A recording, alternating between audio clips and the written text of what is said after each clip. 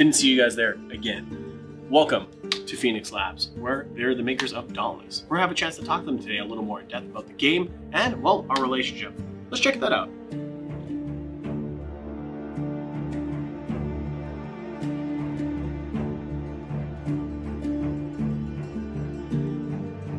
Hi, I'm Jeanne-Marie Owens. I'm the Director of Operations at Phoenix Labs, which is a fancy way of saying nerd herder.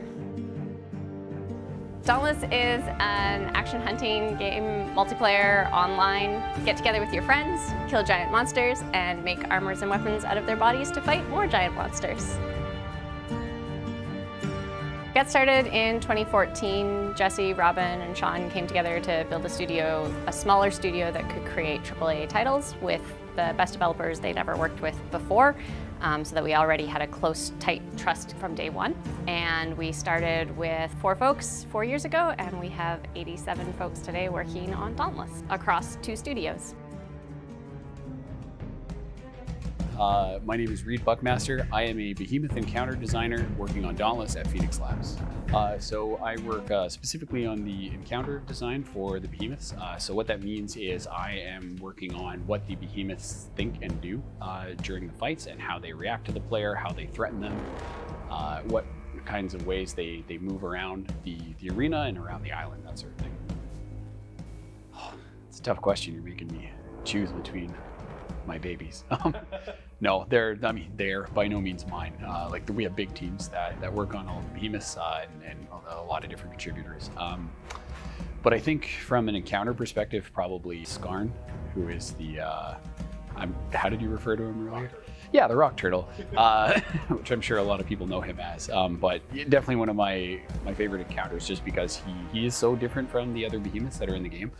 He's the only one that has sort of like a natural armor element to him. He's the only Behemoth in the game that doesn't require, but at least strongly pushes the player towards using a specific weapon type. The hammer is my personal favorite weapon as well, so it's a bit of a love letter to hammer players out there. Yeah, and there might be a newer version of him in the works and arriving sometime soon. So you might be seeing a bit more of my favorite Behemoth soon. Well, it turns out you need computers to make a video game. So 4 years ago, we hooked up with Memory Express to help supply us with our hardware for developing, and we really trust their expertise to pick out the best equipment for us as a company, and they have been great partners. They understand our needs and can do an awesome job of recommendations where we need new equipment, and they've helped pick out the specs for our PCs. We've been working with them now for 4 years, ever since we tried to fit 9 computers into the back of a very small sports car. Oh look, a filthy casual Memex shirt going by. What are the chances that we told people to wear them today? No one told me.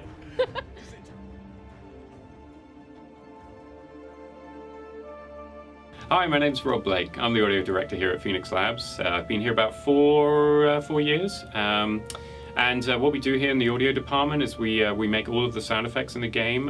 We direct the composers and the voice actors as well.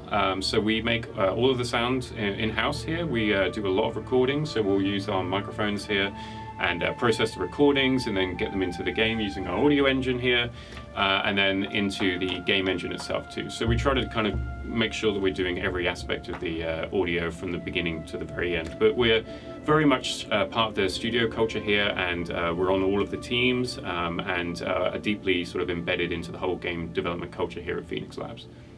So, as an example, we do all of the voice recordings for the Behemoths here. So each of the Behemoths has about 500 vocalizations, and so each one will actually record ourselves and then process them.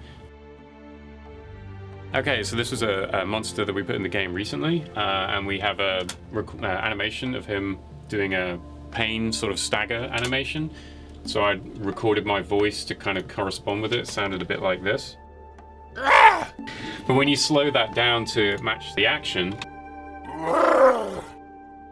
what I did to create the voice for this character is I took some large pieces of glass and used things like squeegees and like my hands with like water on them to kind of create that kind of squeaky sound that you get from glass. So stuff like this. And then if you morph the voice recording that I did with the glass sounds, you kind of end up with something that sounds a bit like this.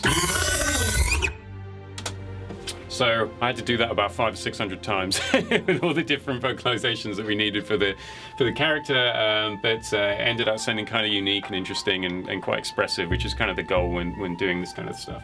And that kind of philosophy is applied to pretty much everything in the game. So we try to make everything from scratch. We do a lot of field recordings. We'll go out to forests and marshes, recording the ambiences for the game, and we record weapon sounds and things like that. So we have a lot of fun making kind of quirky and wacky sounds for the game.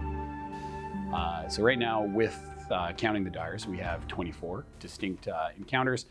Some of those are the dire variants, which you might be familiar with. So we have the normal versions of, well, every behemoth that we have in the game to date. And then most of them, not all of them yet, have their dire versions, which are sort of like their elder, more threatening and more capable versions of those same behemoths. And then we've got quite a few new ones in the works that we're going to be rolling out very soon. Yeah, I can talk about our brand newest behemoth, Riftstalker. So Riftstalker is special because it is the second Umbral encounter in the game. So hopefully this guy will give players a bit more of a reason to chase the opposite element, which is the radiant element that comes from Rezikiri, since those two share sort of a unique relationship outside of the elemental relationship that the Shock, Blaze, and Frost share in the game.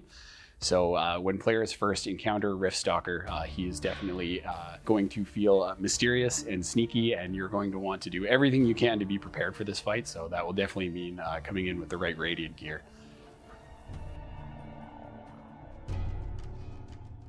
Hi, I'm Ruth Ann. I'm a community manager here at Phoenix Labs working on Dauntless. And community management means I work with the partners on Twitch, YouTube, Mixer, as well as Twitter. I moderate the Reddit, I moderate the Discord, and I just talk to all of the people who love making content about our game. The partner program is a way to reward influencers who love our game, as well as reward their communities for engaging with them, and get genuine feedback from the people who have been playing since day one. I got hired back in April. I actually got hired a week before we went into open beta, and that was a way to start working at a company. I started with a bang. I was hired to work remote, but I was here for all of May for the launch of open beta, and it was a really, really good bonding experience to get to know the studio under pressure. Well, maybe it sounds cliche, maybe not. My favorite thing about working here is the people. We have well, we're growing a lot, but we have had a close-knit team since I've been here, which is 3 years now, which is hands down my favorite thing about working here. We have a highly communicative, very trusting team, which allows us, particularly people like me who are doing the design side of things, to get really experimental with what's in our game and try to push boundaries wherever we can. So just having the freedom and the trust to be enabled to do that kind of thing is the best part of Phoenix Labs.